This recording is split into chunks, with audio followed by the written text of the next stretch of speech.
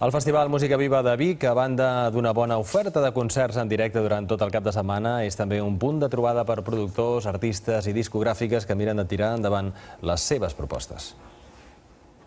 El Víctor i la Mireia, de la discogràfica Sones, comencen el dia amb les xerrades del Digital Music sobre com promocionar els artistes via internet.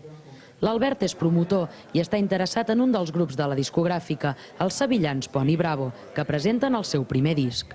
La funció una miqueta que compleix el mercat per nosaltres és això, poder exposar d'una manera tan clara com és un directe en si, un showcase, doncs grups amb els que treballem al llarg de l'any i oferir-los als promotors. Avui actuen al Showcase del Mercat, un espai reservat als professionals que ofereix petites actuacions en directe.